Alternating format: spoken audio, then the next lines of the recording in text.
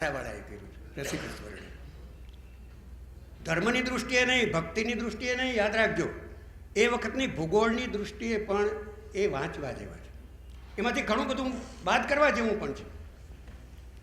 તો આ સંપ્રદાયો જે ઉગ્યા એમાં વૈષ્ણવ આ લોકો જ કહેવાના મોટો પ્રભાવ. એટલે વૈષ્ણવ એટલે કોણ? તો કે કૃષ્ણના અનુયાયી. કોઈ પણ એટલે રામનો ઉપાસક હોય તે પણ વૈષ્ણવ કહેવાય. નૃસિંહનો ઉપાસક હોય, નૃસિંહનું મંદિર કોટડા સંગાણીમાં છે, વરાહનું મંદિર કદવારમાં છે. આપણા છેટે ક્યાં જાઉં? આપણા પડોશમાં, આપણા પંથકમાં જ. પણ જે ચૈતન્ય અને શ્રીમદ વલ્લભાચાર્ય આવ્યા, એણે જે કૃષ્ણ ભક્તિની, હવે એમાંથી જે પછી કીર્તનની પરંપરા શરૂ થઈ, થોડીક એની વાત કરી. પછી મારે થોડાક જે આજે આ દીપ પ્રાગટ્ય થયું ત્યારે હું બોલ્યો, સજની દીવડો પ્રગટો રે હરિના નામનો. આ વૈષ્ણવ પરંપરાનું ધોળ છે. ક્યાં છે? ક્યાં બેઠું છે આ દીવડો? ક્ષણો પ્રગટો હરિના નામનો. આજે આનંદ ઓછો થાય, પ્રભુજી પ્રગટ થયા. આ દીપક બોધિપત્વમ બ્રહ્મરૂપ અંધકાર નિવારક. ચંદ્રમા મનસો જાત, એ જે પુરુષોક્ત છે. મારા પ્રભુજીને પોથીના પારણા, રાણી રાધાનો વાણીમાં વાસ. રાણી રાધા મારી વાણીમાં આવે તો ભક્તિ આવે ને. કેસેટો સાંભળીને ભક્તિ આવે? આપણું મન થાય ને કોઈક આવે ને તરત સ્વિચ ઓફ કરી દીધી. મીરા ગઈ અને ઘેરે. બે ત્રણ મુદ્દાઓ જે કાજલે સહજ રીતે મૂકા છે એની પણ મારે સ્પષ્ટ. હું એક વાત કહી દઉં, ભૂલી જાઉં તો. વચસ તત્રેવ વક્તવ્યમ યદુક્તમ સફલમ ભવે. ત્યાં જ બોલાય, ત્યાં જ બોલાય. તમારું બોલેલું ઉગે અને પંડમાં પૂગે, ત્યાં જ બોલાય. આ કોઈ મનોરંજનનો મામલો નથી. કબીરની એક સાખી છે, શ્રોતા अपने घर नहीं, श्रोता अपने घर नहीं, वक्ता वदेशो वाद. श्रोता वक्ता एक घर, तब कथनी का स्वाद. આ કંઈક તે સીડી નથી મૂકે કે રિવાઇન્ડ કર્યા જ કરીએ, કર્યા જ કરીએ, કર્યા જ કરીએ. 82 વર્ષે મારે કયો એવો ઉધામો હતો કે અહીંયા 7 કલાકની મુસાફરી કરીને પણ બાવાની આજ્ઞા થઈ. મારી પરંપરા, જેમ કાજલે કહ્યું ને, એને ભાઈ ગુણવંતભાઈએ કહ્યું કે મારી બા ને કારણે મારી એક ધોળ હું છેલ્લે લઈશ. ગુસાઈજીનો એક ધોળ. કઈ રીતે આ ધોળને ભરોસાની વાત કરી કાજલે, દૃઢજીને ચરણ. એ તો પુષ્ટિ સંપ્રદાયનું રાષ્ટ્રગીત છે. પણ એની ભૂમિકા સમજાવું. હું તમને પુસ્તક આપીશ, એમાં મેં આની ચર્ચા કરી છે, સુરદાસના અંતિમ 3 પદોમાં. આ જો યાદ રાખજો, જે મધ્યકાળના આચાર્યો એવા તો સંસ્કૃતમાં જ લખતા હતા. એ સંસ્કૃતમાં આચાર્યો જે આવ્યા સંસ્કૃતમાં જ, ગુજરાતીમાં નહીં, ભારતીય ભાષાઓમાં નહીં. પણ જે પછી એટલે સ્વામી આનંદે આચાર્યોને હોલસેલિયા કયા.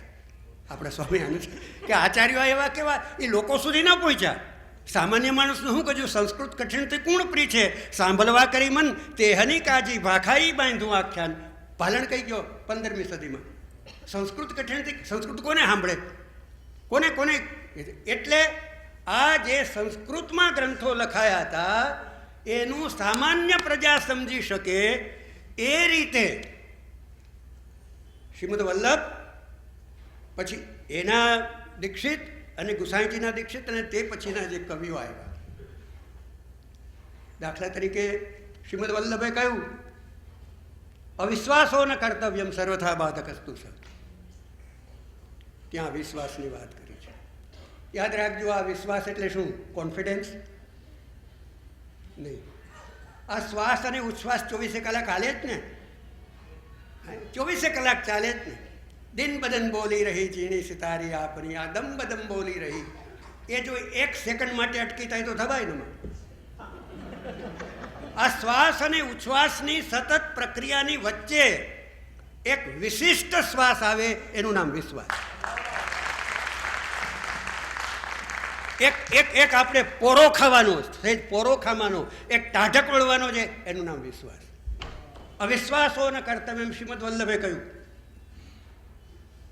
એ જ વાત ભરોસો દૃઢ ચરણ કેરો, ભરોસો દૃઢ, એ ભરોસો કયો?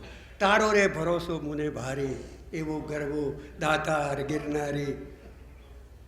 નરરે નુગરાનો નેડો ના કરીએ, એક ભજનિક બાઈ કહી ગઈ. આ ભરોસો. અને પછી કહ્યું ને, કલો વિશ્વાસની વાત કરીને છેલ્લે વલ્લભે એક વચન કહ્યું, એણે મૂક્યું કે સાધન ઓર નહીં, એ કરો દુસ્સાધ્યા માર ગઈ હતી મહેમતી. કળિયુમાં બીજા કોઈ, એટલે કહ્યું સાધન ઓર નહીં, એ જ કલી મેં જાસો હોત નિવેરો. સૂરદાસ કહે વિવિધ આંધળો, વિવિધ. યાદ રાખજો, આ એનું છેલ્લું પદ નથી. ભક્તિ ભાગવતમાં બે પ્રકારે ભક્તિની વાત કરી છે. આ જે મીરા કે નરસિંહ કે અષ્ટસખા, એની જે અષ્ટસખાનું તો આની સાથે સખ પણ છે અમદાવાદ સાથે. આ ચિલોડાના કૃષ્ણદાસ અધિકારી, પહેલા MBA કૃષ્ણદાસ અધિકારી અષ્ટછાપ કવિ મનાય કે ચિલોડાના, એટલે અમદાવાદ. એટલે તમે અહીંયા જુઓ, અહીં જ ગુસાઈજીનું વલ્લભાખ્યાન લખાયું અમદાવાદ, ગોપાલદાસ. એનું નવાખ્યાન નામ એ કહેવાય છે આખ્યાન સંપ્રદાયમાં, પણ આખ્યાન નથી, એ પદ જ છે બધા, પણ વિસ્તારી વર્ણન નેરેટિવ પદો છે. પણ એ આખી જે વાત છે એની હું છેલ્લે ચર્ચા કરીશ. તો એ કૃષ્ણદાસ અધિકારી, એને કારણે ગુજરાતમાં આજે વાત તો મૂળ હતી સાધન ઓર નહીં, વિવિધ આંધળો. એમાં સુરદાસ વિવિધ આંધળો એટલે શું? ચર્મચક્ષુ તો નહોતા, પણ અંતરચક્ષુ પણ નહોતા. ઘણી વખત તમે જુઓ છો કે ઈશ્વરે કોઈના ઉપર કઠોરતા વાપરીને કોઈક એક પંચેન્દ્રિયમાંથી એકાદ ઇન્દ્રિયને ખંડિત કરી હોય તો એની પૂર્તિ બીજી ઇન્દ્રિય આપીને કરતા હોય છે. વિવિધ બિના મોલકો ચેરો અશુલ્ક દાસિકા, બિના મોલકો ચેરો. ગોપીગીતમાં અશુલ્ક દાસિકા, અમે તમારા વગર પગારના, વગર વેતનના કામોરા સેવક. બિના મોલકો ચેરો ભરોસો દૃઢ. એ છેલ્લું પદ નથી, એ આખો પ્રસંગ તમને કહું કે એ જ્યારે સુરદાસજી, યાદ રાખજો, એ વખતનું મંદિર ગિરિરાજજી ઉપર હતું, ગોવર્ધન, અને એ પૂર્ણમલ ક્ષત્રિય બંધાવેલું, અને શિખરબંધ મંદિર હતું. પણ શિખરબંધ મંદિરને બદલે હવેલી શા માટે આવી? એ શિખરબંધ મંદિર, યાદ રાખજો, ડાપણની વાત કરતાં આજે તમે ગમે એમના આપણા દેશના સૌથી મોટા માણસને પણ અભદ્ર ભાષામાં એના વિશે લખી શકો ને બોલી શકો. એ જમાનામાં એ શક્ય નહોતું. વલ્લભે લખ્યું મૃચ્છાક્રાંતેષુ દેશેષુ પાપે સત્પીડા વ્યગ્ર લોકેશુ.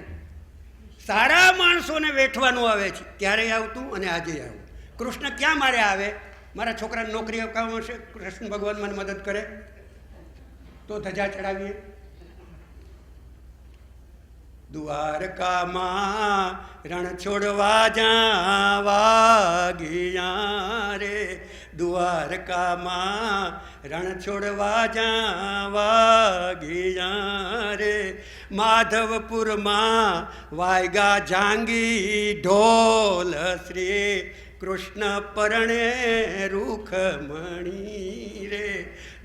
માધવપુરમાં વાયગા જાંગી ઢોલ. આ જાંગી ઢોલ એટલે શું?